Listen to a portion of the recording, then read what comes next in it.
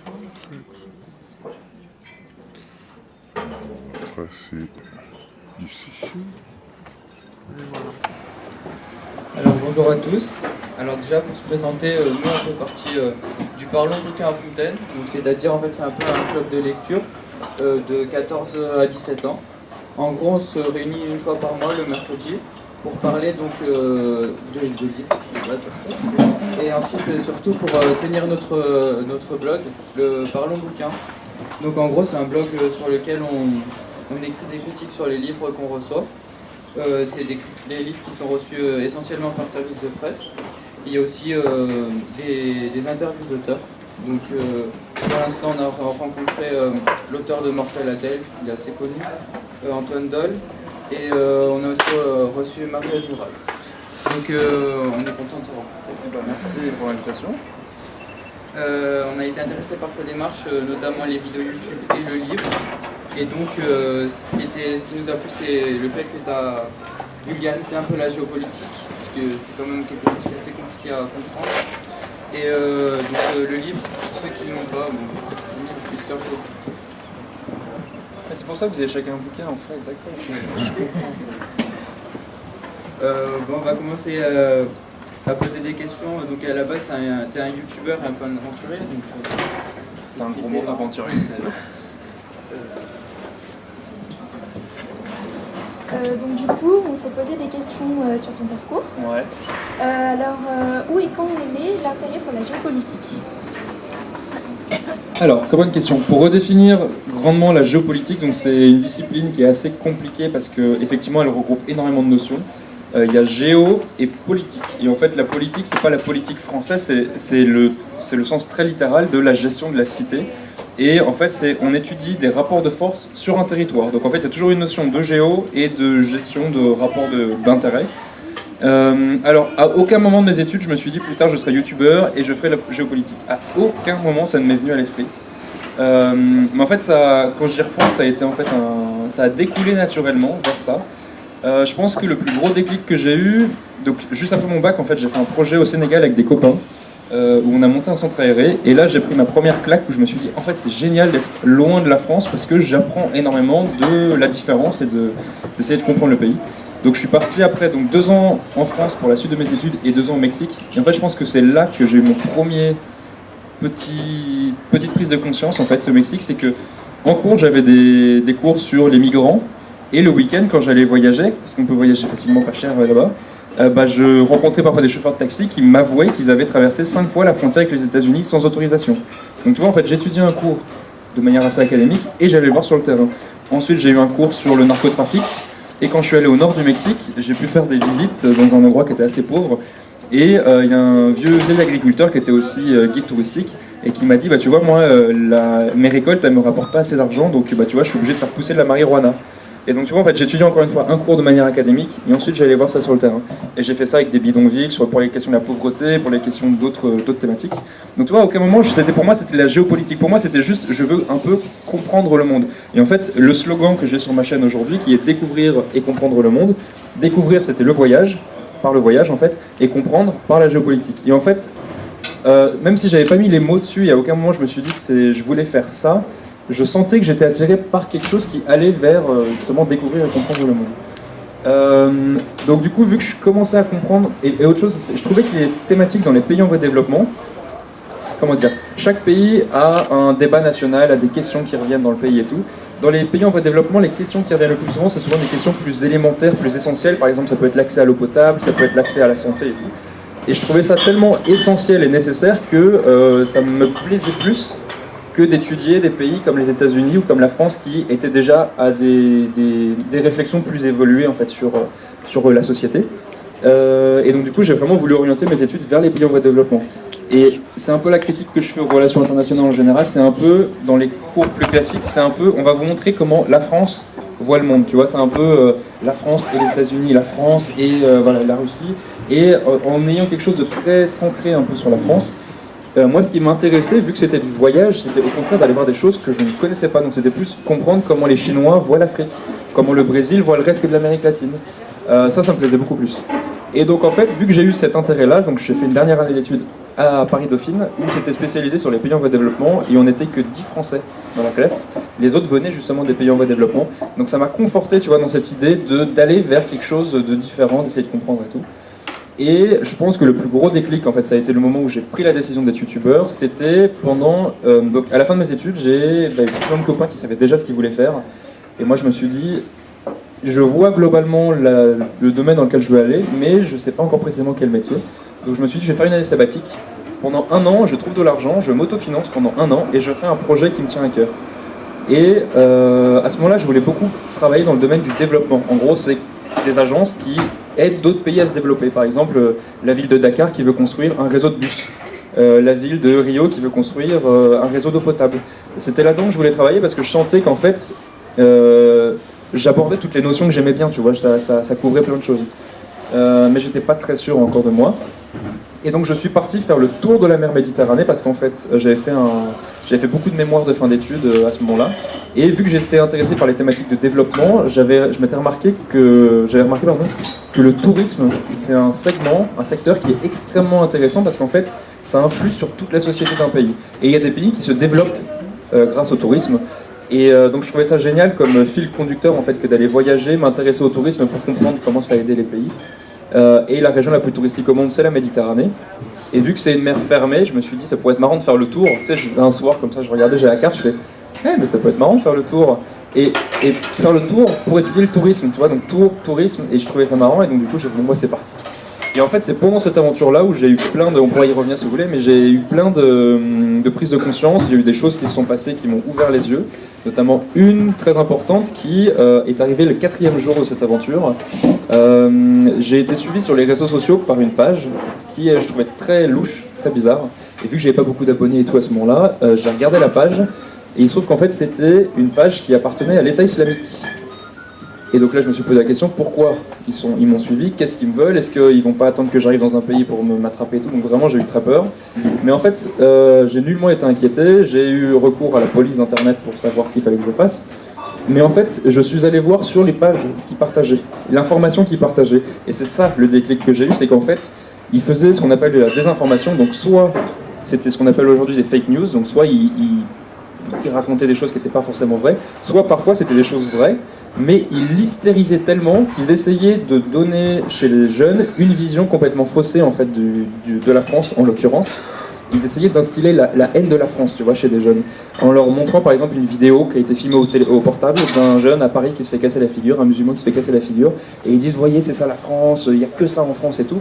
Et le pire c'est qu'en fait je voyais des jeunes de certains pays chez qui ça prenait, tu vois, cette information, cette fausse information, ils disaient ah ouais, je les déteste, et en fait je me suis rendu compte que l'éducation c'est hyper important parce que si tu prends des jeunes, tu les écartes et tu leur montres que des choses fausses, quand ils arrivent adultes, bah, ils ont une vision du monde qui est complètement faussée, ou du moins partiellement faussée.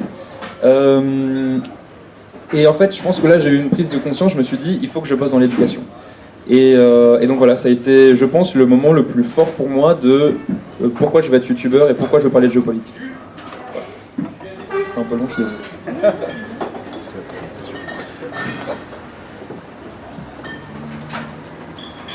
Alors, tu as dit que tu avais voyagé pendant 9 mois en solitaire autour de la Méditerranée. Alors, qu'est-ce que le fait de voyager pendant 9 mois tout seul, ça t'a apporté ? Alors le voyage en général c'est extraordinaire parce que tu te confrontes à des choses que tu n'as pas dans ton quotidien. Donc je trouve que ça ouvre beaucoup les yeux, ça te questionne beaucoup sur ton propre mode de vie parce que tu le compares sans cesse avec d'autres gens qui vivent pas pareil. Le fait de voyager seul, je trouve qu'en fait ça t'ouvre beaucoup plus. Par exemple, tu vois, tu prends le bus pendant 5 heures, bah, le monsieur à côté de toi en Jordanie, bah, il voit que t'es pas d'ici, donc il commence à te parler. Et tu vois, si j'avais voyagé avec d'autres gens, bah, moi il m'a proposé d'aller chez lui avec ses enfants parce qu'il y avait une chambre de lit pour la nuit avec sa femme et tout. On aurait été 3 ou 4, tu vois, on n'aurait pas pu aller là-bas. Et en fait, du coup, j'ai eu des rencontres. Quand t'es tout seul, tu t'immisces plus facilement dans la vie en fait là-bas. Et j'ai pu faire des rencontres, tu vois, j'avais rencontré un Turc qui avait lu la Bible, la Torah et le Coran, et j'ai pu passer des soirées avec lui où il me parlait de religion, il avait une vision extrêmement moderne de la religion. Encore une fois, le fait de voyager tout seul, t'es un peu contraint, même si je le faisais par plaisir, mais t'es parfois un peu contraint de gérer des situations tout seul. Et un voyage de si long, en fait, ça m'a aussi permis de prendre le temps de savoir précisément ce que je voulais faire en termes de travail. en termes, même dans la vie, plus précisément, qu'est-ce que je veux faire de ma vie un petit peu. Tu vois, tu as le temps de réfléchir à ces questions-là.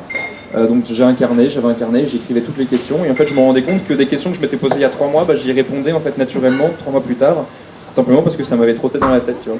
Et je pense que quand tu as l'opportunité de faire ce genre de projet-là, je pense que c'est nécessaire parce que c'est un moment de ta vie, tu sais, quand tu sors des études, c'est un moment de ta vie où si tu t'embarques tout de suite dans un travail, tu peux ne pas avoir le temps vraiment de réfléchir qu'est-ce que je veux. Donc c'est un peu un luxe, mais ce luxe on peut se le créer, tu vois. Donc j'avais fait une campagne de financement participatif pour avoir la chance d'avoir un an où j'avais la possibilité de vivre ça.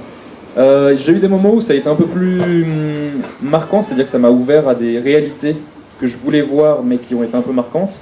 Entre Israël et Palestine, j'ai vu des affrontements et je me suis retrouvé parce que je suis un peu curieux, un peu aventurier comme tu disais, mais j'aime bien aller dans les endroits où parfois, voilà, j'aime bien aller à l'aventure un petit peu. À Bethléem, je suis sorti un peu parce qu'il y a un peu une sorte de couloir touristique entre toutes les choses à voir. Il y a un peu une sorte de grande rue où en fait, si tu suis la rue, c'est très différent de si tu sors de la rue et que tu vois d'autres choses. Et moi, je voulais aller voir en fait les grands murs, tu vois, qui séparent en fait Israël des territoires palestiniens. Et à ce moment-là, il y a des Palestiniens qui m'ont dit n'y va pas, il y a des affrontements parce que hier, il y a des policiers israéliens qui ont arrêté un jeune parce que la veille, le jeune, il a acheté des pieds. Enfin, des histoires sans cesse en fait de je fais ça, tu me fais ça, tu me fais ça, je te fais ça, et voilà, sans fin. Et donc du coup, je voulais quand même y aller, et effectivement, j'ai été pris entre deux groupes qui tiraient en fait. Et là, je vous cache pas que j'ai eu un petit peu peur, je me suis dit qu'est-ce que je fous là ? Mais en fait, voilà, ça m'a ouvert les yeux sur une réalité. J'ai pu filer un coup de main dans une association, parce que c'était la crise des migrants, à ce moment-là, vraiment le gros moment où la crise des migrants syriens explosait. Et en Grèce, sur une île grecque, j'ai pu filer un coup de main sur un camp de réfugiés qui travaillait avec l'ONU et avec d'autres associations plus petites pour accueillir en fait des réfugiés syriens, pardon. Et pareil, tu vois, ça a été super dur parce que quand tu vois des familles entières qui ont perdu un enfant là-bas et qui tremblent en sortant du bateau parce qu'ils ont cru qu'ils allaient mourir sur le bateau, ça t'ouvre les yeux, tu vois, sur des réalités. Et donc du coup, tu sais que derrière, tu vas pas parler du sujet pareil, tu vois, tu mets plus d'affect, tu mets plus d'émotion, et en même temps, tu as conscience que quand tu parles de géopolitique, c'est pas juste, tu parles de déforestation, tu parles des conflits, tu vois vraiment la réalité de ce que ça peut provoquer et la tristesse et la violence que ça peut provoquer chez certaines personnes. Donc c'était très bien que je vois ça parce que d'une certaine manière, moi, ça m'a amené à vouloir en parler avec plus d'humanité entre guillemets. Tu vois, vraiment, c'est encore une autre critique que je fais un peu généralement à la géopolitique, c'est un peu au-dessus de tout le monde. Tu vois, c'est genre la France et les États-Unis, mais c'est pas des êtres humains. Tu vois, c'est un peu les gouvernements. Moi, j'essaye vraiment de le redescendre au niveau de l'être humain, et donc c'est pour ça que je fais des formats vidéo où je vais interroger des gens, donc c'est leur métier de travailler dans la géopolitique, donc avec différents métiers, un urbaniste, un humanitaire, un agent de la DGSE, voilà, plein de métiers. L'objectif, c'est vraiment d'humaniser un petit peu ces sujets-là. Et je pense que ça a été les prises de conscience que j'ai eues sur le terrain. Donc, il y a eu ça, il y a eu un autre moment, au quatrième jour, c'est l'horreur, parce que j'ai découvert donc, la page Facebook, plus ce que je vais vous raconter. J'ai cru que j'allais arrêter au 4e jour. J'étais dans le sud de l'Espagne, à côté de Gibraltar. Et en fait, c'est une zone où il y a une sorte de no man's land avec un grand grillage. Et en fait, c'est la frontière avec Gibraltar, qui est donc une enclave anglaise. Et j'étais en train de filmer, vu que c'est un détroit, que les deux côtes sont très rapprochées, les bateaux en fait ils passent très près. Et j'étais en train de filmer des énormes porte-conteneurs qui passaient comme ça. Et j'étais vraiment tout seul dans une sorte de terrain vague avec un grand grillage, où en gros je ne pouvais pas plus avancer. Et il y a 2 Espagnols qui me tapent sur l'épaule comme ça. Donc j'étais super surpris, j'avais mes 2 trépieds sortis un peu comme ça, avec les micros dessus et tout. Et ils me disent qu'est-ce que tu filmes ? Alors j'étais super étonné, je leur dis je filme les bateaux. De toute façon il n'y avait rien d'autre à filmer, donc je filmais les bateaux. Et ils avaient des talkie-walkie à la main, et j'ai pas compris. Et ils me disaient t'es sûr ? J'ai dit oui. Et là ils se sont mis à courir comme des lapins vers le grillage. Et donc là je me suis dit il n'y a rien vers le grillage, enfin il n'y a rien du tout, donc c'est obligé, ils vont passer. Et donc moi, discretos, je tournais la caméra comme ça, et je les ai filmés en train de passer effectivement clandestinement la frontière. Donc moi je voulais en faire un témoignage, tu vois, je voulais pouvoir témoigner de ces sujets-là et tout, donc j'étais super content de l'avoir filmé, j'étais très fier de moi, sauf qu'en fait j'ai été un peu naïf parce qu'en fait, 1 minute plus tard, ils sont revenus avec des paquets de drogue en fait dans les mains. Et en fait c'était un go fast, c'est-à-dire qu'ils passaient de la drogue d'un pays à un autre sans autorisation. Et j'étais en train de les filmer avec des caméras partout. Et là, je me suis dit, alors, la malchance, voilà. Et en fait, donc j'ai un peu déguerpillé, et vraiment, j'ai eu un moment, c'est le seul moment de ma vie que ça m'est arrivé, mais un peu comme dans les films, où genre, tu vois tout au ralenti, et tu as l'impression de tout comprendre en mode, qu'est-ce que je fais là ? Et en fait, derrière, il y a eu un peu de scooter, Et pareil, vu qu'il n'y avait rien, je me suis dit les scooters ils viennent. Et effectivement, en fait, ils sont arrivés, cagoulés, ils ont récupéré les paquets de drogue, ils sont partis. Et il y a eu 2 autres scooters qui sont arrivés, ils ont fait un roulement. Et moi, discretos, j'ai fait genre je filmais toujours les bateaux, mais j'ai replié mon matos et je suis parti. Et en fait, j'ai eu très peur parce qu'en général, quand ils font des go fast, ils ont ce qu'on appelle des sonnettes. Donc de chaque côté de la frontière, ils ont des personnes discretos qui sont cachées dans une voiture ou dans un bar et qui disent s'il y a la police, qui disent s'il y a des gens suspects et tout. Et j'avais très peur qu'il y en ait un qui me dise bon les gars, là il y a un mec qui vous a filmé, chopez-lui son matos, cassez-lui la figure. Donc, j'ai eu très peur de ça, donc j'ai raccourci un petit peu mon séjour à Gibraltar et je suis parti un peu plus vite que prévu. Mais voilà, c'est tous ces genres d'expériences. Tu peux les prendre comme des échecs ou comme des choses qui t'ont fait peur, mais tu peux aussi les prendre comme des apprentissages. Et moi, c'est ce que j'ai voulu faire. Donc, toi, chaque épreuve, même si elles ont été parfois un peu difficiles, bah maintenant, je peux en parler différemment, tu vois, et je peux comprendre certaines subtilités, tu vois. Donc, finalement, il faut voir ça comme quelque chose de bien. Pardon, parce que moi, j'avais pas compris. T'es un aventurier depuis ce voyage ou tu l'étais avant? Le mot aventurier me fait toujours marrer parce que j'avais l'habitude quand j'étais petit qu'on voit au JT des explorateurs, il y avait marqué soit explorateur, soit aventurier dans le métier, tu vois, donc je trouvais ça toujours marrant. Et alors non, je pense que j'ai toujours eu en fait un goût de l'aventure, c'est-à-dire un goût de faire des choses où je sais que c'est pas grave si c'est c'est très différent de ce que je fais de tous les jours, mais ça se trouve je le ferai qu'une seule fois dans ma vie.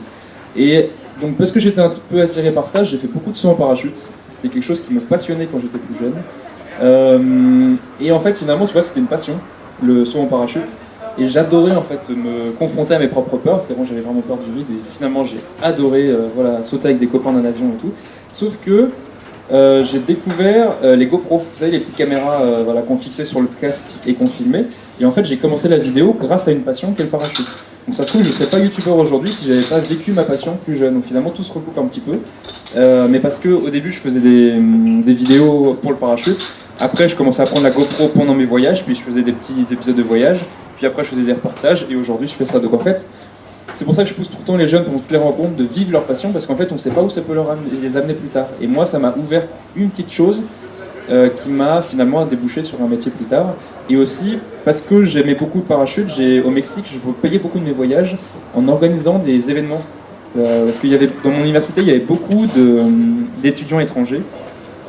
Et sauter en parachute au Mexique ça coûte 2 fois moins cher qu'en France. Donc il y avait beaucoup d'étudiants qui étaient prêts à le faire au Mexique, alors qu'ils l'auraient peut-être jamais fait en France. Et donc moi ce que je faisais, c'est que je faisais la pub dans les universités pour ramener du monde dans le centre de parachute. Et j'avais un deal avec le centre de parachute, et ils m'offraient plein de sauts gratuits, plus de l'argent et tout. Donc c'est comme ça que j'ai payé beaucoup de mes voyages. Donc tu vois, ça m'a aussi donné envie d'organiser des projets. Et finalement, aujourd'hui, j'organise mon métier. Donc tu vois, encore une fois, vivre de sa passion, ça peut t'amener à développer des choses, et en fait, tu as des retombées plus tard sur d'autres trucs. Donc c'est pour ça, vivre vos passions, c'est super important. Et pour répondre à ta question sur l'aventure, c'est une manière de voyager que j'aime bien parce que, je sais pas, j'ai une envie de vivre des choses. Vraiment, je me dis, c'est pas grave si au final, je me suis fait mal, ou au final, c'était horrible pendant 3 jours, mais au moins, c'est quelque chose que tu dis, je l'ai fait une fois dans ma vie, et t'as pas de regret, tu vois, t'as pas de regret, tu l'as fait. Et par exemple, j'ai fait un truc qui m'a vraiment que je voulais absolument faire une fois dans ma vie.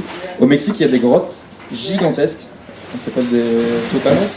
Et là, c'était une grotte de 430 mètres de profondeur. Donc on aurait pu mettre la tour Eiffel en fait dedans, juste pour s'imaginer la profondeur. Et je suis descendu en rappel, comme ça tout le long d'une corde et tout. Et après, je suis remonté. Et la remontée, ça a été l'exercice le plus difficile de ma vie, parce qu'il fallait en fait, avec des poulies autobloquantes, il fallait remonter.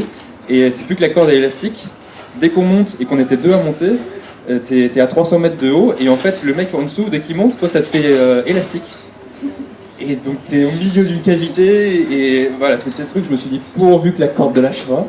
Et en fait on était pressé par le temps parce qu'en fait c'est des grottes où il y a des animaux, des golondrinas ça s'appelle, donc c'est des sortes d'hirondelles qui vivent en fait sur les parois de la grotte. Et tous les jours elles sortent le matin pour aller manger, et le soir elles rentrent. Et vu que c'est une espèce protégée, nous il fallait absolument qu'on sorte avant qu'elles arrivent. Et vu qu'on était un peu en retard, il fallait aller super vite. Et effectivement, on est à peine arrivé en haut, on a à peine remonté la corde, que là, il y avait toutes les golondrinas, en fait, qui, vu que c'est tellement profond, elles piquent, en fait, comme des faucons, tu vois, elles piquent. Et vraiment, ça s'est joué à peu, tu vois. Donc, on était super pressés. Et c'est le genre de truc, je sais pas si je le referais dans les conditions dans lesquelles je l'ai fait, parce qu'on est descendu avec une corde que des spéléos leur avaient donné il y a 20 ans, donc Voilà, je n'en ferai peut-être pas aujourd'hui, j'étais peut-être un peu plus inconscient, plus jeune, mais j'ai toujours envie d'aller voyager. Tu vois, par exemple, l'année prochaine, je suis en train de programmer un voyage assez long au Mexique, parce que je suis pas retourné depuis mes études. Et il y a un train qui s'appelle la Bestia là-bas, et en fait, c'est un train qu'utilisent les migrants d'Amérique du Sud. Et est-ce que le Mexique, c'est vraiment un pays de transfert? Transfert au niveau des migrants, transfert au niveau de la drogue. C'est pas vraiment un pays producteur, c'est plus un pays de transfert. Et donc en fait, il y a des gens qui traversent tout le pays sur le toit de trains de marchandises. Et là, tu vois, j'ai envie de partir avec un reporter et monter sur ces toits-là de train. Et il y a des moments où tu es obligé de te baisser parce qu'il y a des ponts, tu es obligé de te baisser parce qu'il y a des arbres. Mais tu vois, je sais pas, en fait, j'ai envie d'avoir toujours une manière de vivre les voyages avec un peu de folie. Je sais pas, je peux pas l'expliquer, mais c'est un peu comme ça. Donc voilà.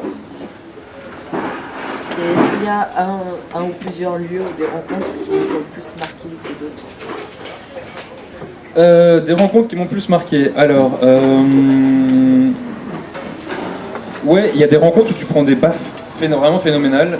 Donc celui dont je vous ai parlé tout à l'heure, là, le Turc qui avait une très bonne connaissance de la religion, lui, il m'a vraiment ouvert les yeux sur la religion au sens large et comment on pouvait l'interpréter. Parce que lui était musulman, mais il l'interprétait d'une manière hyper moderne. Et je trouvais ça génial en fait de savoir que on pouvait l'adapter aussi au temps d'aujourd'hui. Donc j'ai beaucoup appris avec ce monsieur-là. J'ai beaucoup appris aussi avec Nathanaël, c'est le fils d'un pasteur américain qui était à Venise à ce moment-là, donc on s'était rencontrés. Et pareil, une vision hyper moderne de la religion, et pas du tout dans le jugement, pas du tout, tu vois, en train de te dire ah, la religion, t'y connais rien, je vais t'expliquer, tu vois, un peu comme s'il prenait un peu d'eau. Au contraire, il était en plus, alors tu penses quoi des religions, tu penses quoi du judaïsme, tu penses quoi de tout ça? D'accord, tu vois les choses comme ça, ok, je comprends, moi je les vois plus comme ça, t'en penses quoi? Tu vois, vraiment plus dans l'écoute. Et j'ai trouvé ça vraiment génial parce que du coup tu pouvais en parler sans aucun préjugé. Dans les rencontres, ouais, j'ai eu un migrant syrien qui vivait très bien, tu vois, qui avait vraiment très bien réussi sa vie là-bas. Il organisait des soirées à Alep. Et je l'ai rencontré parce que lui, il voulait traverser la Méditerranée à ce moment-là. Donc on s'est ajouté sur Facebook parce qu'on avait bien sympathisé. Et donc lui, il a réussi à traverser. Il est parti en Allemagne plusieurs mois. Mais en fait, il avait laissé beaucoup de sa famille là-bas. Et donc il a décidé de revenir en Syrie alors que les conflits n'étaient pas terminés. Et aujourd'hui, tu vois, on se suit toujours sur Facebook, on s'écrit toujours. Et en fait, j'ai vachement appris, mais de manière indirecte, parce que je voyais ce qu'il postait, tu vois. Donc j'ai pu suivre un peu son parcours. Et je vois qu'en fait, l'image qu'on peut voir de la désolation en Syrie, bah, parfois, c'est pas forcément toujours représentatif, parce que lui, les photos qu'il poste, c'est que des photos de soirée avec des gens hyper bien habillés, qui viennent en voiture. Parce que je pense que du coup, il fait des événements pour des gens assez riches en Syrie. Mais c'est pas du tout les images que tu vois aux infos, tu vois. Donc en fait, ça m'a ouvert les yeux aussi sur les infos qu'on peut te montrer sur un pays, c'est pas représentatif de tout le pays. Ça m'a beaucoup marqué. Dans les lieux et les expériences que j'ai eues, récemment, je suis parti en Guyane française, donc qui est un territoire français qui appartient à la France, mais qui est en Amérique latine. Et là, j'ai pu faire des reportages avec la Légion étrangère, avec l'armée de terre, la marine nationale, et avec le CNES, donc c'est comme la NASA française, en fait, c'est les lancements de fusées. Et j'ai fait 6 reportages là-bas. Et j'ai vécu des expériences de vie extraordinaires parce qu'en fait, on est parti à 4h du mat avec des militaires. Donc je dis on parce que je suis parti avec un copain qui est photoreporter. Et on a fait 25 km dans la jungle. Et 25 km dans la jungle, c'est pas 25 km là. C'est en fait, en moyenne dans la jungle, tu fais du 800 mètres heure. Parce qu'en fait, la jungle, ça monte et ça descend. Et c'est extrêmement mou. Enfin, il y a de l'eau partout en fait. Donc déjà, t'es trempé. Et à 4h30 du mat, tu pars dans la jungle, il fait complètement nuit noire parce que tu es sous les arbres, t'as pas de lampe de poche, parce qu'en fait ce qu'on faisait nous, c'est qu'on suivait l'armée qui allait intervenir et qui s'infiltrait sur des camps, on appelle ça de l'orpaillage illégal, donc en fait c'est des gens qui clandestinement rentrent sur le territoire français, parce que vu que c'est de la forêt, il n'y a pas de frontière ferme, tu vois, enfin les gens ils peuvent passer un peu comme ils veulent, et donc ils viennent clandestinement sur le territoire français, et sans autorisation, ils vont creuser le sol pour sortir de l'or. Donc tu vois, c'est une double illégalité. Et eux, ce que font les militaires, c'est qu'ils essayent de prendre les gens sur le fait pour pouvoir en interpeller, casser les machines, prendre l'or qu'ils ont extrait et tout. Et là, ça m'a ouvert les yeux sur pas mal de choses, déjà sur les actions de l'armée. Il y a des moments, l'armée, ils ont une expression, ils disent « tenir le terrain ». Et je comprenais pas ce que ça voulait dire, mais en fait, il y a des endroits dans le monde où si tu ne mets pas une présence, où tu vas contrôler, il va y avoir des trafics qui vont se développer. C'est-à-dire parfois tu vois la douane, tu sais, à l'aéroport, qui regarde. Donc même s'il y a la douane qui regarde, et qui vont peut-être aller sur 100 passagers, il y aura peut-être 2 personnes qui auront de la drogue dans les valises, et ben s'il n'y avait pas de douanier, il n'y aurait pas 2 personnes qui auraient de la drogue, mais il y en aurait 20. Et ben là en Guyane c'est pareil, s'il n'y avait pas l'armée, il n'y aurait pas 10 000 garim-perros qui sont ceux qui extraient, mais il y en aurait peut-être 30 000. Avec la marine nationale, on a patrouillé sur des énormes bateaux complètement éteints avec des commandos marines. Et pareil, ils nous disaient, on va lutter contre ceux qui pêchent sans autorisation sur les eaux françaises et qui vont du coup pêcher du poisson alors qu'ils n'ont pas l'autorisation. Et bah pareil, en fait, si tu mets pas ces bateaux qui font de la répression, tu n'aurais pas 10 pêcheurs, mais tu en aurais 100. Et donc en fait, ça m'a ouvert les yeux sur ça, et ça m'a aussi ouvert les yeux sur autre chose, c'est que quand on arrivait sur le camp d'orpaillage illégal, en fait, tu t'approches le plus près possible sans faire de bruit, et puis là d'un coup ils te donnent l'assaut, et alors tout le monde court, et nous on était derrière avec les caméras, on était en train de filmer, et on a rencontré une dame qui était sur le terrain. Et en fait, l'armée est très différente s'il s'agit des mafieux qui tiennent ces réseaux-là, parce que c'est généralement géré par des mafieux. Et ils sont très différents que s'ils parlent avec des gens qui sont juste là parce qu'ils ont été entraînés dans le réseau. Et en fait, sur ces camps-là, il y a ce qu'on appelle de l'esclavage moderne. Et donc j'ai rencontré une dame qui était en situation d'esclavage moderne, c'est-à-dire qu'on lui avait pris son passeport, on l'avait obligé à se prostituer, on l'avait obligé à travailler sur des camps. Et voilà, donc c'est des jours d'expérience où ça m'a vraiment ouvert les yeux sur, un peu comme en Méditerranée, tu vois, j'ai eu des expériences qui m'ont ouvert les yeux. Bah là, ça m'a vraiment particulièrement marqué. Et avec 2 autres youtubeurs, on part là dans un mois à côté du pôle Nord pour faire des reportages sur le réchauffement climatique. Et je pense que là aussi je vais prendre des baffes, tu vois, je vais prendre des trucs qui vont m'ouvrir les yeux encore après. Donc c'est pour ça que finalement c'est intéressant quand tu parles du monde d'aller sur le terrain. Parce que quand tu es depuis chez toi et que tu lis des rapports de l'ONU, que tu lis tu regardes des reportages, tu peux en parler d'une certaine manière, mais quand tu le vois, quand tu vois ce que c'est qu'une femme qui est en situation d'esclavage, tu peux pas en parler pareil, tu vois. Et c'est pour ça que je vais essayer à l'avenir, à chaque fois, d'essayer de faire ça. Maintenant, pour tout ce qui est de la chaîne, donc tu nous as parlé de ta chaîne YouTube. Comment est-ce que tu t'es fait connaître? Alors, comment je me suis fait connaître? Alors, sur YouTube, pour réussir sur YouTube, c'est comme en musique en fait. Si tu réchauffes du contenu qui existe déjà, ça va pas marcher. Si tu adores un groupe de rock et que tu fais pareil, tu vas pas marcher. Si tu adores une chaîne YouTube et que tu fais pareil, ça va pas marcher. Donc, en fait, au moment du Tour de la Méditerranée, j'ai regardé ce qui se faisait, donc sur YouTube et pas que sur YouTube, et je me suis dit, est-ce qu'il y a une place pour du contenu où j'aurais envie d'en parler de telle manière? Donc, je regardais s'il y a déjà des choses qui existaient, c'est-à-dire en mélangeant voyage et géopolitique. Et il y avait un créneau qui était assez libre, donc j'ai commencé à faire mes vidéos comme ça. Et tu vois, ça fait 3 ans que je suis youtubeur, mais ça fait que 1 an que j'en vis, j'ai à peu près 1 SMIC par mois, juste avec la chaîne YouTube, et avec tout ce que je fais autour, avec les bouquins, avec tout ça. Mais tu vois, sur les 3 ans, il m'a bien fallu 2 ans où juste je faisais que du contenu pour me faire connaître. Et l'avantage, c'est qu'en fait, j'ai été contacté par un youtubeur qui s'appelle Duck7, je sais pas si certains connaissent, mais qui fait du... C'est un très bon copain aujourd'hui, et que j'ai rencontré par ce biais-là, et en fait il m'a laissé un commentaire. C'est un youtubeur qui fait de la culture générale, qui fait par exemple, il fait des top 7, donc les 7 maladies les plus meurtrières de l'histoire, ou les 7 inventions les plus loufoques, voilà. Donc il aime beaucoup la culture générale et la géographie, et il m'a dit j'adore ta chaîne, il faut absolument que tu m'envoies une petite vidéo de 15 secondes pour te présenter, et je la mets dans ma chaîne. Et là, c'était 9 mois après que j'ai lancé la chaîne, j'ai gagné 10 000 abonnés en 2 jours, donc ça a été sur ma progression, ça a fait voilà. Et de là, après, j'ai eu une progression plus ou moins linéaire jusqu'à aujourd'hui. Mais ça a été, en fait, le plus dur, ça a été de passer le cap des 10 000. Et YouTube, ils disent bien que le plus dur, c'est de s'extraire, en fait, de la masse gigantesque de gens qui font du contenu, parfois pour le plaisir ou parfois parce qu'ils ont vraiment envie d'en vivre, mais qui sont en dessous des 10 000. Une fois que tu passes la barre des 10 000, déjà, et c'est très surprenant, mais c'est comme dans la vraie vie, en fait. Le succès appelle le succès. C'est-à-dire que si tu fais une vidéo qui te fait pas mal de vues, bah, tu as potentiellement plus de gens qui vont reparler de ta vidéo derrière. Et si plus tu es connu, plus tu vas avoir la possibilité d'être encore plus connu parce qu'il y a plus de gens qui vont pouvoir te contacter. Et donc en fait, plus tu montes, plus tu as d'opportunités qui montent. Et c'est ça en fait l'avantage, c'est qu'une fois que tu commences à t'installer, tu es un peu plus tranquille. Mais en attendant, c'est comme les musiciens, tu vois, qui galèrent à se faire connaître. Tu peux parfois passer des années à essayer d'arriver à ce stade-là. Moi je suis encore en train d'essayer de monter. Mais voilà, j'ai eu la chance d'avoir ce push-up de Duck7. Quelle est majoritairement la tranche d'âge de tes abonnés? Quelle est la tranche d'âge de mes abonnés? Alors l'avantage c'est que sur YouTube, on a des statistiques en fait qui sont appliquées aux chaînes. Alors ma première cible des gens qui me regardent, c'est du 18-35 ans. Donc tu vois, c'est lycéens, étudiants, beaucoup de Sciences Po, des gens qui font des prépas et tout, et des jeunes travailleurs. Mais ma deuxième cible, si tu prends un peu plus large, c'est du 13-35 ans.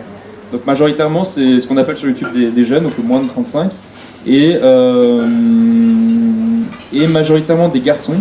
Mais après, c'est un peu trompeur parce que j'ai des copines qui font du contenu pour des filles sur YouTube et qui ont parfois plus de garçons. Parce qu'en fait, il y a parfois beaucoup de gens qui se connectent avec, ou de jeunes filles qui se connectent avec sur l'ordinateur familial. Et c'est le père avec sa boîte Gmail en fait qui est connecté sur YouTube. Et donc ça fausse un peu certaines statistiques. Mais globalement, voilà, c'est à peu près ça. Tu vises un nombre d'abonnés particulier? C'est pas... Alors, est-ce que je vise un nombre d'abonnés? Alors, YouTube, il y a beaucoup de youtubeurs qui m'ont dit la même chose que ce que disait Bob Marley. Alors, rien à voir, mais c'est qu'en fait, Bob Marley, il dit si tu cours après l'argent, ce sont que des chiffres, donc il n'y a jamais de fin. Donc tu seras toujours en train de courir, et ça ne s'arrêtera jamais assez. Sur YouTube, il y a beaucoup de gens qui font des burn-out et des dépressions, parce qu'en fait, tu es en compétition avec beaucoup de gens. C'est-à-dire que tu n'es pas en compétition parce qu'on fait les mêmes choses, mais tu es en compétition parce que les gens qui regardent des vidéos, ils ont un certain temps de visionnage disponible dans la journée. Et donc en fait, on est tous concurrents pour regarder ce temps. Donc quand toi tu mets une vidéo de géopolitique, et lui il va pouvoir aussi cliquer sur une vidéo de divertissement à côté. Donc c'est à toi d'essayer d'attirer les gens. Donc c'est un travail qui est hyper exigeant et prenant. Et il y en a beaucoup qui s'effondrent parce qu'en fait, une fois que tu es sur YouTube et que tu as fini YouTube, il faut que tu ailles sur Facebook. Une fois que tu as fini Facebook, il faut que tu ailles sur Instagram. Après, il y en a qui vont sur Snapchat. Et tu n'as jamais fini en fait, de courir après les chiffres, après les gens. Et donc moi, j'ai plutôt voulu m'axer sur un segment plus qualitatif que quantitatif. Donc je préfère faire des vidéos de qualité, en faire moins et avoir moins d'abonnés, mais toucher plus en profondeur chaque personne.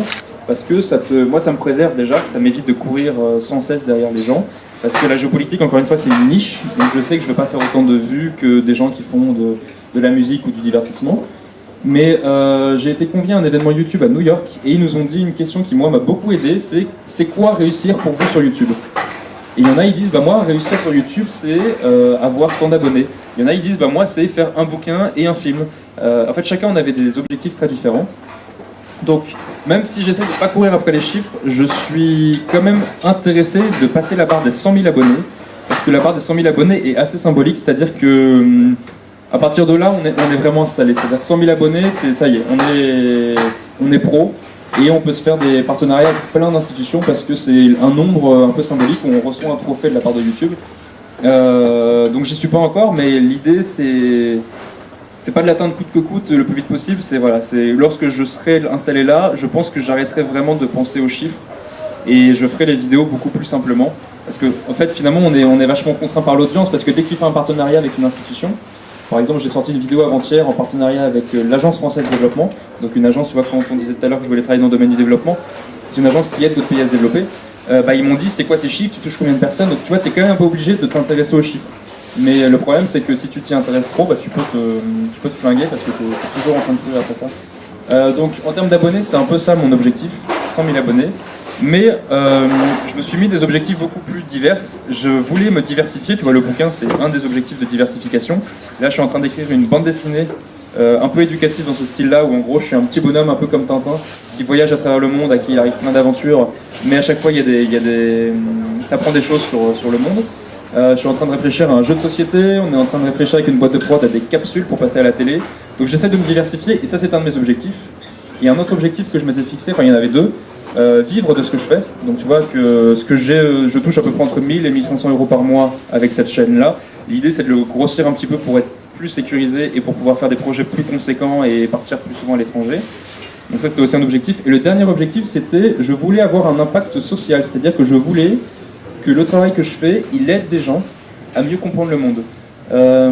Parce qu'en fait, pendant l'événement à New York, il y avait des youtubeurs de 50 youtubeurs de 14 pays, et il y avait des youtubeuses indiennes, brésiliennes, égyptiennes, mexicaines, et elles, là-bas dans leur pays, même si elles faisaient du contenu, tu vois, c'était de l'humour, ou c'était pas du gaming, mais parfois il y avait des jeux plus pour les nanas, ou du make-up, en fait, même si là-bas c'est que de l'humour, et socialement, elle faisait bouger les lignes, c'est-à-dire qu'elle véhiculait un message d'autonomisation des femmes pour rendre les femmes plus libres. elles faisaient reculer le machisme, elles font prendre confiance, on appelle ça de l'empowerment, donc c'est en gros, elles donnent plus de pouvoir aux femmes. Et en fait, tu vois, elles ont un pouvoir social sur le pays. Et ben moi, je me suis dit, en fait, c'est ça finalement que je voulais avec ma chaîne, c'est avoir un petit pouvoir pour essayer de donner au grand public et aux jeunes une compréhension du monde qui leur font « Ah ok, c'est beaucoup plus clair maintenant dans ma tête.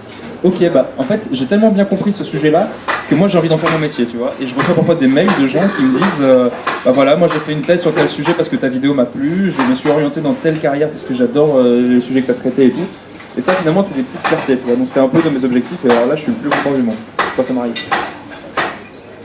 Est-ce que tu t'attendais à un succès de 65 000 abonnés? Au fond de moi, je pense que je l'espérais. J'espérais, tu vois, quand tu te lances, c'est comme quand tu fais de la musique, t'espères qu'il y a des gens qui vont t'écouter, t'espères qu'il y a des gens qui vont te regarder, mais j'avais pas du tout réfléchi à un terme spécifique d'abonnés, tu vois. Mais au fond de moi, j'avais envie, bien sûr que j'avais envie. 65 000, il y a beaucoup de gens qui me disent « Ah, mais tu mérites beaucoup plus Mais il faut déjà se rendre compte de ce que c'est que 65 000 personnes. Je sais pas si vous êtes allé à un match de foot, bah, c'est 2 fois un stade de foot. C'est colossal. Donc finalement, pour moi, c'est déjà une énorme réussite. Mais je suis super content surtout que ce soit arrivé en 3 ans parce que j'ai des copains qui sont sur YouTube depuis 6 ans et ils n'ont même pas passé la barre des 10 000 abonnés. Donc tu vois, en fait, j'ai énormément de chance. On pourra toujours se comparer à ceux qui ont boomé, tu vois, qui ont fait une vidéo qui a buzzé et en 2 mois, ils ont passé la barre des 300 000 abonnés. Mais si tu te compares qu'à eux, bah, tu peux aussi être très triste parce qu'en fait, il y a tellement de choses qui font que eux ils ont boomé et que toi tu vas pas boomer que je préfère me comparer à ceux qui justement n'ont pas eu cette chance-là d'évoluer parce qu'ils ont peut-être pas pris le temps nécessaire pour travailler à plein temps sur YouTube ou parce qu'ils n'ont pas réussi à se diversifier. Donc finalement, je suis super content.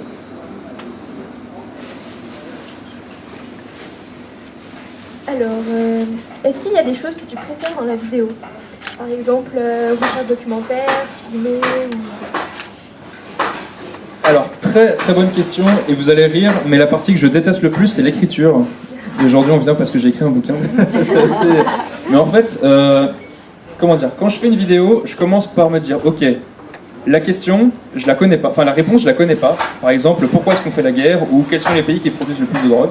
Je connais pas la réponse, mais j'ai envie de le savoir pour ensuite l'expliquer. Donc du coup, je me pose la question, je regarde tout ce qui existe sur Internet. Je regarde aussi s'il y a déjà des vidéos qui ont été faites sur le sujet précis. Je vais voir souvent les bases de données de l'ONU parce que c'est actualisé tous les ans, donc les chiffres sont béton de chez béton. Je vais voir les sites des grandes associations, des grandes ONG comme WWF, comme voilà, plein de Greenpeace, Amnesty International, qui font des rapports aussi tous les ans. Je vais voir des documents de la presse. Et donc une fois que ce travail-là il est fait et que j'ai toute l'information, j'essaye de le synthétiser. Ce travail de synthèse, je l'aime bien. Même si c'est compliqué, j'aime bien parce que finalement ça demande une capacité à faire des liens, à regrouper les informations, tu vois, vraiment extraire. Ça j'aime bien. La partie que je préfère, c'est le moment où je visualise la vidéo. C'est-à-dire que, ok, donc sur Terre, il y a 2 ans, il y avait plus de gens qui n'avaient pas Internet que de gens qui avaient Internet. Ok, comment est-ce que ça je le montre en vidéo? Est-ce que juste me filme en face cam? Est-ce que ça peut être plus percutant si je fais par exemple la Terre et je coupe en 2, enfin un peu plus que la moitié, et je mets que ceux qui ont Internet par Internet, je réfléchis à comment je vais le visualiser. Cette partie-là, ça me plaît beaucoup parce qu'en fait, c'est vraiment là que j'ai l'impression que je réfléchis à comment ça va impacter les gens. Donc ça, j'aime beaucoup. Et alors là, par contre, on arrive à la partie que j'aime le moins, c'est-à-dire que je suis face à ma feuille, avec toutes les infos qu'il faut que je mette, avec toutes les cartes que je sais que je vais mettre, mais écrire, j'ai des blocages pendant des jours. Mais vraiment, je ne comprends pas. Donc je pense que lorsque j'aurai les moyens, que je pourrai faire une équipe et embaucher quelqu'un, je pense que je prendrai quelqu'un qui a vraiment une bonne plume pour m'aider à ce que ce soit plus fluide, plus naturel. Et en fait, quand j'ai accepté d'écrire le bouquin, c'est parce que justement, je voulais travailler. Donc je savais que ça n'allait pas être facile parce que c'était pas la chose sur laquelle j'étais mieux. Mais je voulais m'améliorer sur l'écriture. Et finalement, par exemple, tu vois, après la Guyane, j'ai pu écrire, on a écrit 2 articles dans Paris Match et dans VSD. Et ben en fait, écrire pour la presse, c'est très différent d'écrire pour une vidéo, c'est très différent d'écrire pour un bouquin comme ça, un peu documentaire. Et écrire pour la presse, ça m'a fait vraiment plaisir parce qu'en fait, tu vois, tu as des photos qui sont prises par des photoreporters. Et toi, quand tu écris, tu essayes de retransmettre une émotion, tu vas essayer de retransmettre l'humidité de la forêt, tu essayes de retransmettre ce que c'est que de marcher et de traverser des rivières à la nage dans le noir, tu vois. Et cette manière d'écrire me plaît beaucoup. Mais je pense que je serais très nul pour un roman, mais par contre pour du documentaire, tu vois, vu que c'est un peu plus descriptif et explicatif, finalement ça c'est assez bien fait. Et la partie du montage, j'aime bien aussi parce que c'est un peu là où tu donnes vie. Il y a un youtubeur qui s'appelle Antoine Daniel, que certains connaissent j'imagine, parce qu'il est quand même très connu, qui dit qu'il adore le montage parce que c'est là où tu donnes vie à ta vidéo. Et c'est vrai en fait, c'est là où tu vois le rythme que tu donnes à ta vidéo, les moments où tu fais des petites blagues et tu coupes très vite pour que ça fasse un petit... J'ai oublié le nom, mais une petite blague hyper spontanée. Tu peux... c'est vraiment là que tu vois le travail fini en fait. Donc finalement cette partie-là... Donc en fait j'aime tout, sauf vraiment l'écriture où j'ai un peu de difficulté. Mais je suis auteur, voilà. Donc maintenant, on va parler du livre. Ouais. On est un peu là pour ça. Pourquoi un livre? Pourquoi un deuxième support alors que tu avais déjà une chaîne? Alors, très bonne question. Pourquoi un deuxième support? Alors, au fond de moi, depuis que j'avais commencé la chaîne, je voulais écrire un bouquin. Parce que pour moi, c'était aussi comme ça que j'avais découvert la géopolitique, c'était en lisant beaucoup de bouquins pendant mes études. Et parce que j'avais conscience que j'allais toucher aussi des gens qui ne regardent pas forcément YouTube. Et en fait, les youtubeurs, on intéresse beaucoup les maisons d'édition parce qu'en fait, vu qu'on a des communautés de jeunes qui nous suivent, et que les jeunes d'habitude sont des gens qui n'achètent pas de bouquins, les éditeurs ils disent bah en fait si un youtubeur il fait un bouquin, bah, ses abonnés vont acheter. Donc eux ça les intéresse d'avoir des youtubeurs qui écrivent et nous ça nous intéresse de nous diversifier parce que on évolue sur des plateformes où on maîtrise pas YouTube. Tu vois, YouTube si du jour au lendemain ils veulent me striker toutes mes vidéos, ils peuvent le faire. Facebook, tu vois, j'ai des copains, ils étaient blogueurs de voyage, ils ont rassemblé 30 000 personnes sur leur page Facebook. Et du jour au lendemain, Facebook il dit bah maintenant si vous envoyez un message à vos 30 000 abonnés, bah il n'y a que 10 000 personnes qui vont recevoir le message. Si vous voulez mettre 30 000, il faut payer. Donc en fait, tu vois, t'es pas du tout, tu maîtrises pas en fait ces choses-là. Et pour te protéger, il faut que tu te diversifies. Et pour te faire connaître ailleurs, il faut que tu te diversifies. Donc c'est pour ça que Cyprien, il a fait des bandes dessinées et il a fait du court-métrage et il a fait des podcasts audio. C'est pour ça que Norman, il fait du spectacle. C'est pour ça que Mister V, il fait de la comédie dans des films. Voilà, en fait, c'est pour ça que tous les youtubeurs finalement se diversifient un petit peu. Et ce qui est incroyable, c'est que avant d'écrire le bouquin, il y avait des journalistes d'une chaîne télé qui m'ont proposé plusieurs fois d'intervenir pendant des émissions télé et tout. Mais ça s'est jamais fait, parce qu'à chaque fois il y avait quelque chose de plus important à mettre et tout. J'ai mon téléphone ici. Et au moment où j'ai écrit le bouquin, ils ne l'ont même pas lu, parce qu'ils l'ont reçu le matin même, donc je savais qu'ils n'avaient pas lu, mais ils ne l'ont même pas lu. Ils ont vu Mister Geopolitics avec le tampon d'Armand Collin, ils ont fait « Ah bah viens, on fait une émission ». Donc en fait, en France, on est quand même vachement... le poids du bouquin, tu vois, il est dans certains domaines, il est hyper important. Et il y a des gens qui savaient vaguement que je faisais des vidéos YouTube, mais qui m'ont vraiment contacté qu'au moment où ils ont vu le bouquin. Parce que c'était gage de crédibilité, parce qu'il y a un tampon de quelqu'un d'autre qui dit on certifie que son travail, il est bien et tout. Donc, même si c'est faux, parce qu'en fait, finalement, l'éditeur, il m'a relu, mais plus pour corriger les fautes d'orthographe et la syntaxe que pour corriger le fond. Et donc en fait j'aurais pu mettre des énormes erreurs dedans. Et même s'il y avait le tampon Armand Collin, tu vois, c'est pas parce qu'il y a un tampon qu'il faut prendre que tout est... Et faut le prendre pour acquis dedans en fait. Donc voilà pourquoi j'avais envie de me diversifier. C'est pour ça que d'ailleurs j'ai aussi envie de me diversifier à l'avenir et de faire d'autres choses que ces deux choses-là aussi. Est-ce que c'est ton premier salon du livre? Oui. Je peux te répondre oui. Dans ta chaîne, tu es très positif, et dans ton livre aussi. Est-ce que pour toi, le monde, il peut vraiment s'améliorer? Enfin, c'est quelque chose qui ressort bien de ton livre. Alors non, ça me fait plaisir de voir que... En fait, j'essaye d'en parler avec de la bienveillance, parce qu'en fait,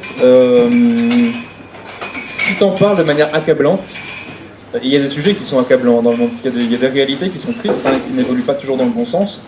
Mais il y a plein de sujets, en fait, si tu les expliques, tu te rends compte qu'en fait, on peut avoir... Parfois ça demande plus ou moins d'efforts et plus ou moins Mais par exemple, tu vois, ce qu'on voit, les marches sur le climat en ce moment et que c'est au niveau mondial, je pense très honnêtement que je suis très confiant sur certaines choses par rapport au climat dans l'avenir. Même si on peut encore se flageller en disant qu'on ne fait pas assez, je pense vraiment honnêtement qu'il y a une tendance globale qui se dessine dans le monde qui est plutôt bonne. Pareil pour l'égalité des droits hommes-femmes. Et même s'il y a encore beaucoup de choses à faire, notamment dans le domaine politique, mais dans l'égalité homme-femme, sur l'accès à l'éducation, sur l'accès aux soins et sur l'accès au travail et à la rémunération, tout ça c'est vraiment en train de se résorber au niveau mondial. Toujours au niveau politique, par contre, c'est là un peu où ça coince, où la représentation des femmes est très, très basse. Je sens qu'il y a des tendances de fond qui vont dans le bon sens. Donc tu vois, je trouve que tu rassembles plus les gens quand tu arrives à... En fait, comment dire, je suis peut-être positif, mais j'essaye quand même de montrer parfois la gravité de certaines choses, tu vois, donc j'espère que ça se ressent, parce que c'est aussi le but. mais je trouve qu'en fait c'est beaucoup plus agréable de t'informer sur le monde en sachant que en fait, comment dire, c'est pas que je suis positif en étant naïf, en disant c'est génial, on va sauver la planète et tout. Juste en fait, j'essaye de. C'est juste l'utilisation des mots en fait. Tu peux raconter la même chose en ayant quelque chose un peu lourd et pesant.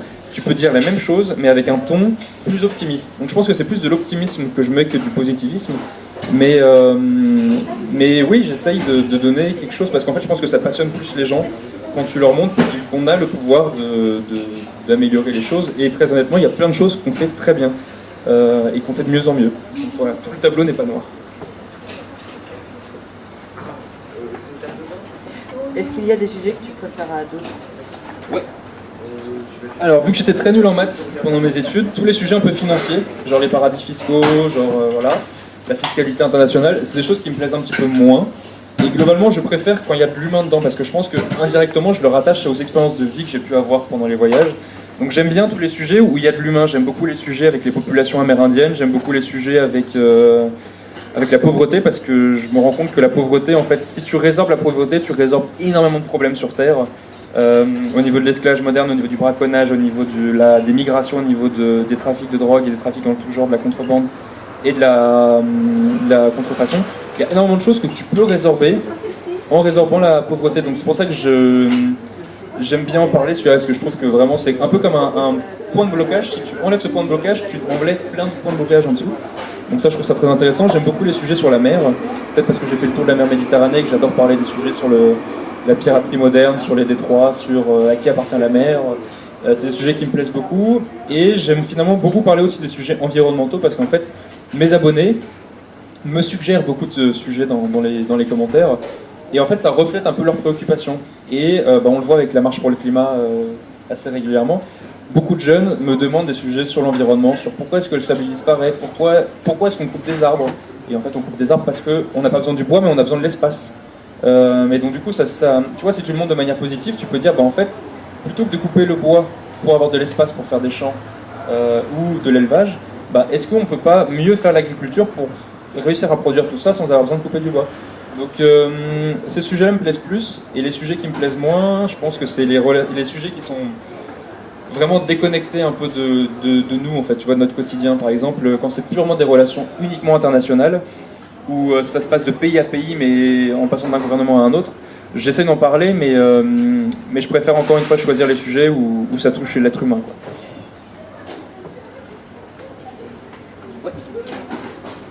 Ouais, nous on a terminé. Si vous avez des questions.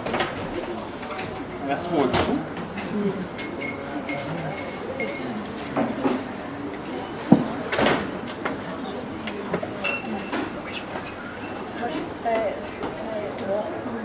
Dans le micro pour la caméra. Je suis très ignorante de tout. Je voudrais savoir comment vous avez un salaire, comment il tombe.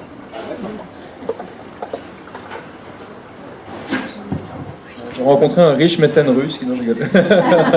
non, alors, l'argent sur YouTube, en fait, il y a autant de manières de gagner de l'argent sur YouTube que de youtubeurs et que de segments sur YouTube. C'est-à-dire que quelqu'un qui va faire de l'humour sur YouTube, il va pouvoir être contacté par des villes pour faire des spectacles. Quelqu'un qui fait du jeu vidéo, il va être contacté par des marques pour faire des OP, donc on appelle ça des opérations spéciales au moment où il y a des grands jeux vidéo qui sortent. Des gens qui font de la beauté et du make-up, ce qu'on appelle du make-up, ils vont pouvoir être payés par L'Oréal pour faire des placements de produits et tout. Dans le domaine dans lequel je suis, c'est un peu plus particulier parce que vu qu'on est considéré comme des journalistes, on ne peut pas être payé par le sujet sur lequel on traite, parce que sinon il y a un biais de neutralité qui fait qu'on ne peut pas en parler librement derrière. Donc en fait, c'est à nous de nous débrouiller pour essayer de trouver de l'argent. Donc ma première manière de gagner de l'argent, c'est je fais du contenu en plus. Ça peut être sur les voyages. Par exemple, comment est-ce qu'on organise un voyage de 9 mois avec un projet humanitaire ou un projet social dedans. Et donc j'en fais un document de 200 pages que j'écris et je le mets à la vente à mes abonnés. Et parmi tous les abonnés, admettons qu'il y en ait peut-être sur les 60 000, il y en a peut-être 5% qui sont intéressés. Ça peut me faire un salaire pendant 3 mois par exemple. Là récemment, donc je vous disais, j'ai fait une... Donc en fait, en général, je ne suis pas payé par les gens sur qui je fais le sujet. Mais je me suis rendu compte que je pouvais quand même faire des vidéos sponsorisées, donc c'est-à-dire rémunérées par une institution sur laquelle je vais traiter du sujet. Mais alors là, dans ce cas-là, je dis que c'est une vidéo sponsorisée. Et donc en fait, les abonnés ont déjà plus d'esprit critique parce qu'ils savent que du coup, moi, je pourrais pas en parler aussi librement que je veux parce qu'il y a un droit de regard de leur part. Mais par exemple, il y a des youtubeurs qui font de l'histoire de l'art et qui sont payés par des musées. Et là, il n'y a pas de problème parce qu'ils peuvent parler du musée un peu comme ils veulent. Mais quand on parle d'une institution qui agit dans le monde, forcément, elle va vouloir montrer les choses d'une certaine manière. Mais par contre, ce qui est hyper intéressant, c'est qu'en fait, et c'est là où on a un gros pouvoir par rapport aux journalistes traditionnels, c'est que un youtubeur qui se fait payer par une institution, donc en l'occurrence là c'était l'AFD, l'Agence Française de Développement, pour faire un épisode sur l'égalité homme-femme, parce que eux c'est une de leurs thématiques sur lesquelles ils travaillent. Et si mes abonnés voient que ce n'est pas du tout la manière que j'ai d'habitude de parler, s'ils voient que ça ne correspond pas à mon image de marque et s'ils voient que ça ne correspond pas à qui je suis, ils vont pas du tout regarder la vidéo et ils vont surtout mettre des commentaires négatifs dessus. Donc en fait, les institutions, elles ont conscience que si elles veulent passer par des youtubeurs, il faut leur donner la liberté de le faire comme ils ont d'habitude. C'est ça. Donc finalement, en fait, même si on fait des partenariats, et c'est pour ça que j'ai accepté de faire celui-là, on a quand même une certaine liberté. Pas aussi libre que si on pouvait faire une certaine liberté. Et donc là, typiquement, là, la seule chose qu'ils m'ont demandé, c'était de mettre des liens vers leur site web et vers leur page Facebook. Mais dans la vidéo, à aucun moment, je n'étais obligé de parler de leur programme, ou de ce qu'ils font, ou de pourquoi ils ont été créés, tout ça. Et bien sûr, on peut fuser. On est capitaine à bord de la chaîne, donc on peut fuser. Donc ça, c'est la deuxième manière de gagner de l'argent. Troisième manière, ça peut être du financement participatif. Donc dans mon cas, c'est pas vraiment un gros revenu, mais il y en a qui ont 1500 € par mois, qui sont payés par les abonnés, qui regardent, c'est-à-dire qu'ils vont sur des sites et ils disent j'aime tellement ton travail que tous les mois je te donne 1 €. Et mis bout à bout sur toute une communauté, il y en a qui ont 1500 €. Et c'est volontaire. Donc là, c'est génial parce que là, pour le coup, on a une liberté totale de traiter de ce qu'on veut. Donc ça, c'est la troisième. Quatrième, il peut y avoir des placements de produits. Moi, dans mon cas, c'est pas très opportun parce que je veux pas parler de Total quand je fais une vidéo sur les ressources, par exemple. C'est pas très opportun. Mais il y en a pour qui ça marche. Par exemple, il y en a qui font du voyage et qui peuvent faire des placements de produits pour Quechua ou pour Decathlon, pour d'autres trucs. Peut-être que j'en ferai de temps en temps, par exemple, quand je fais une aventure quelque part où je parle de géopolitique derrière, mais c'est pas parce que j'ai marché dans la jungle, je peux faire un placement de produit pour des nouvelles chaussures de rando, par exemple. Ça m'enlèverait pas la liberté que j'ai de parler du sujet. En sachant comment les choses vont être. Bah, éventuellement, ou moi je pourrais faire sur un autre document à part mon truc. Enfin, voilà, c'est un exemple comme ça, mais ça pourrait être sur d'autres choses. Donc voilà à peu près. Mais globalement, pendant 3 ans, j'ai été obligé de faire des petits boulots à côté. Donc au début, c'est des petits boulots qui n'avaient rien à voir avec YouTube. Donc j'étais barman, j'étais secouriste dans des soirées étudiantes.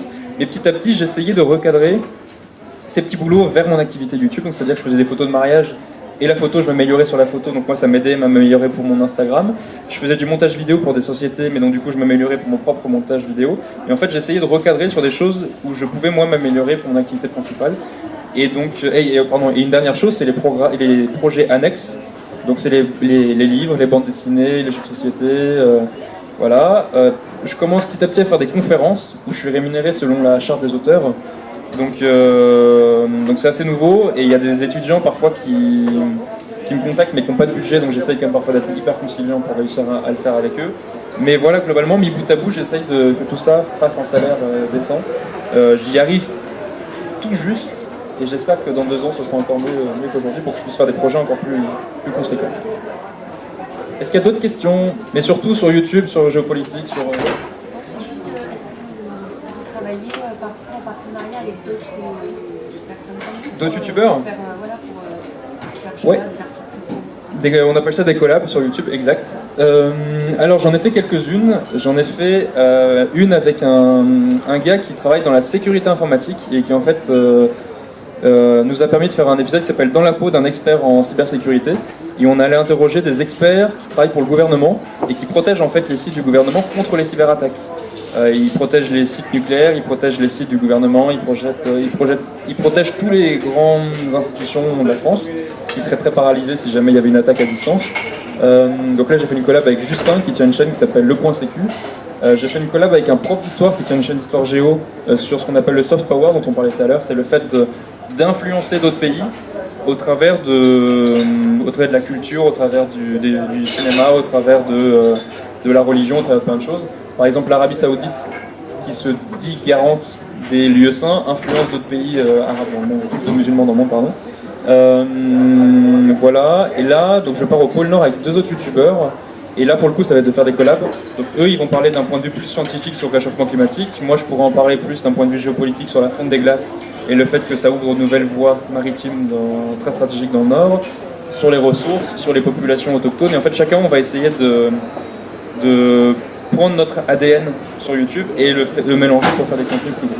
Mais c'est aussi comme ça qu'on gagne des abonnés. Parce qu'en général, ça se fait souvent, enfin, c'est rare qu'on fasse avec le même nombre d'abonnés. Donc c'est vrai que c'est toujours aussi un peu intéressant parce qu'il y a un transfert de communauté qui se fait parce que il y a la communauté de l'autre qui va s'intéresser à l'autre. Et donc en fait, voilà, c'est aussi un peu comme ça qu'on attire de nouvelles personnes. Est-ce qu'il y a d'autres questions? Bonjour, merci pour votre travail. Est-ce que vous pouvez nous parler un petit peu de la manière dont vous produisez les cartes dans vos vidéos? Ouais. Alors, comment je produis les cartes dans mes vidéos? Alors, je fais tout sur Photoshop, et c'est un travail de malade. C'est-à-dire que je fais des nuits blanches entières, pays par pays, à colorier et tout. J'ai commencé avec les moyens du bord, c'est-à-dire que j'ai fait moi-même la carte au début. Je me suis inspiré d'une que j'ai complètement stylisée. Mais en fait, je me rends compte que j'utilise souvent les mêmes projections. Et toutes les cartes déforment la réalité, c'est-à-dire que la carte du map-monde qu'on voit traditionnellement, les pays n'ont pas les mêmes tailles, c'est-à-dire plus on va vers les régions polaires, plus les pays sont agrandis parce qu'en fait c'est étiré. Et je trouve qu'en fait j'ai toujours fait ça parce que ça permettait d'avoir une vision très globale du monde. Parce que moi, là où j'ai un peu de mal, c'est que parfois quand on fait un article sur, j'en sais rien, sur le Bhoutan, et bah tout de suite on va avoir une carte hyper zoomée. Mais en fait, ce que je préfère moi, c'est la technique de l'entonnoir, c'est commencer de très loin pour voir ce que ça représente dans le monde, et ensuite on y va, on zoome, on zoome, on zoome. Donc c'est pour ça que j'ai utilisé cette projection pendant très longtemps. Mais je me rends compte qu'en fait, si je veux être plus pertinent, il faut que maintenant j'utilise d'autres cartes, d'autres projections, pour pouvoir montrer le monde sous d'autres angles. Et c'est pour ça que maintenant j'utilise un peu plus, mais j'ai encore du mal à l'utiliser parce que je passe par un autre logiciel. Mais c'est des cartes où c'est un globe en fait que je peux vraiment animer. Et là, ça me permet de faire la carte, d'inverser le nord et le sud, d'avoir des angles complètement différents. Par exemple, de voir comment la Chine voit l'Afrique. C'est hyper intéressant de voir un point de vue centré depuis la Chine, plutôt qu'un planisphère global. Pareil, quand on s'intéresse à la Corée du Nord, et comprendre pourquoi la Corée du Nord est aussi fermée, et de voir qu'en fait, quand on centre une carte sur la Corée du Nord, on voit que historiquement, elle s'est toujours fait taper dessus par des énormes puissances à côté, la Russie, le Japon et la Chine, et elle est prise entre les trois énormes puissances, et qu'à chaque fois, chaque puissance a essayé d'intervenir, d'effacer la culture du pays, donc au bout d'un moment, ils se sont renfermés sur eux-mêmes. Donc on peut expliquer des choses avec les cartes de cette manière-là. Donc j'essaie de travailler dessus. Mais, et par exemple, là j'ai rencontré les cartographes du monde, justement au Festival de géopolitique qui avait lieu la semaine dernière. Et avec elles, je vais faire, parce qu'il y a beaucoup de nanas dans l'équipe, il n'y a même que des nanas je crois, je vais faire un épisode dans la peau d'une cartographe. Et donc ce sera l'occasion pour moi d'apprendre plus sur comment elle travaille, sur pourquoi il faut varier les cartes et tout. Petit à petit, j'essaie de me professionnaliser dessus. Mais par exemple, au tout début, les premières cartes que j'ai utilisées, elles étaient assez grossières parce que je les avais stylisées moi-même. Et donc du coup, il y a des endroits où il y a des régions du monde qui sont un peu disputées. C'est le cas du Sahara occidental, du sud du Maroc, qui est quelque chose d'assez tabou parce que l'Algérie et le Maroc se disputent un territoire. Mais dans chaque pays, si on dit que c'est à l'autre, on peut finir au poste de police. Et typiquement, j'avais pas respecté les normes de l'ONU de mettre des pointillés à tel endroit ou de pas en mettre et tout. Et donc voilà, quand j'ai compris ça, je me suis dit il faut que je m'améliore. Et donc c'est pour ça que quand je revois les premiers épisodes, je me suis dit bon là, maintenant je ne fais plus l'erreur, mais avant je l'ai faite. Est-ce qu'il y a d'autres questions?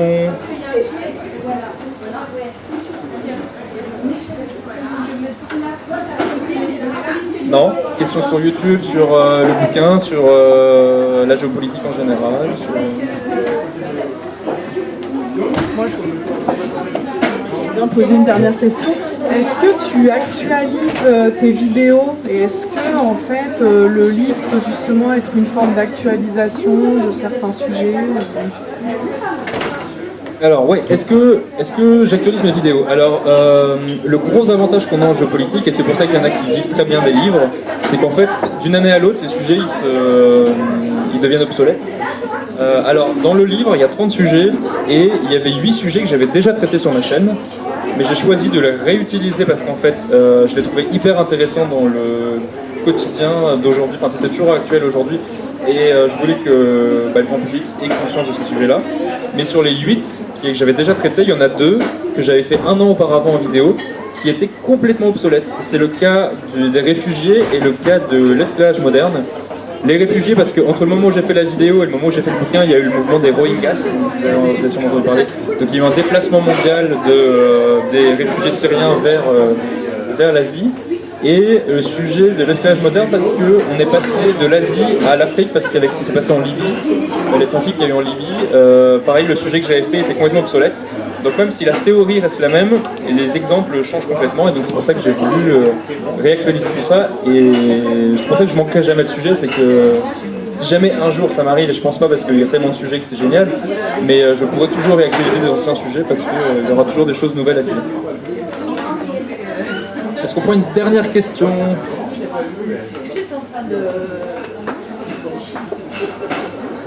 Non? Merci à vous, ça me fait super plaisir. Merci.